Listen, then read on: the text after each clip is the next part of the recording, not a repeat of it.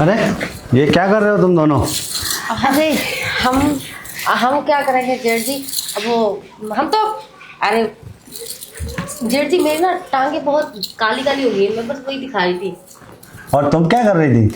अरे जेठ जी, मेरे दाने हो रहे थे, वो दिखा रही थी मैं तो दीदी को। आप भी ना। तुम्हारी टांग में दर्द हो रहा था, इसके दाने हो रहे थे।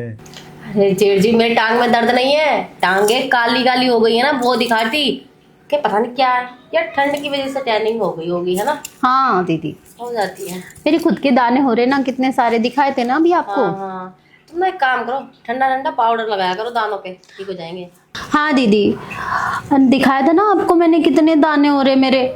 पता है कुछ जगह तो आपको पाउडर लगाना पड़ेगा मेरे। हाँ हाँ कोई बात नहीं, इतनी कौन सी बड़ी बात है, मैं लगा दूंगी।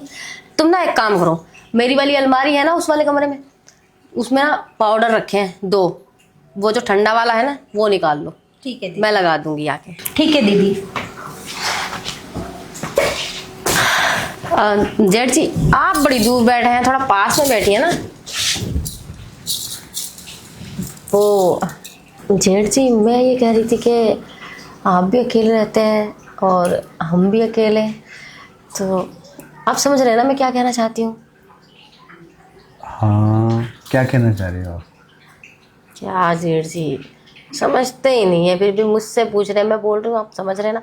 अकेले अकेले मतलब आपकी तो बीवी रही नहीं, मतलब दुनिया में तो है, छोड़कर तो चली गई। 3 साल हो गए आपको भी अकेले, कैसा महसूस होता होगा ना अकेला अकेला। होता तो है, मगर मैं थोड़ा डरता था तुमको कुछ बोलने से। और जेठ जी देखो ना हमारी किस्मत देखो, आपके भाई दोनों, वो दोनों ही दोनों जॉब करने बाहर चले गए हैं, हम दोनों यहाँ बेचारी अकेली पड़ी रहती हैं। कैसी वीरान सी जिंदगी हो गई है हमारी। तो आप क्या कहना चाह रही हैं? अब जेठ जी कहना क्या है, कहना कुछ नहीं है, बस समझना है आपको, मुझे और तन्नू को। अच्छा, समझ रहे हैं ना। तन्नू मान जाएगी? क्यों नहीं मानेगी, अकेले तो वो भी रहती है। मुझे लगता है वो भी मान जाएगी। खैर छोड़िए ना उसकी बातें, वो नहीं मानेगी तो कोई बात नहीं, लेकिन मैं तो रेडी हूँ। पक्का ना? पक्का। मैं तो बहुत पहले से सोच रहा था कि तुमको कुछ बोल दूं, मगर अंदर से डर लगता था कहीं कुछ आप ना बोल दो मुझे। अरे जेठ जी पहले क्यों नहीं बोला आपने, अगर ऐसा कुछ था तो बता देना चाहिए ना ऐसी बातें। हाँ अगर बोल देते तो इतना नुकसान नहीं होता आपका, मेरा, उसका। कितना वक्त ऐसे ही निकल गया। खैर छोड़िए, अब तो बातें क्लियर हो गई हैं। आपको कोई दिक्कत तो नहीं है ना हमारे साथ? नहीं नहीं नहीं, मुझे क्यों दिक्कत होगी, मैं तो चाह ही रहा था ना। पक्का ना, कोई प्रॉब्लम तो नहीं है?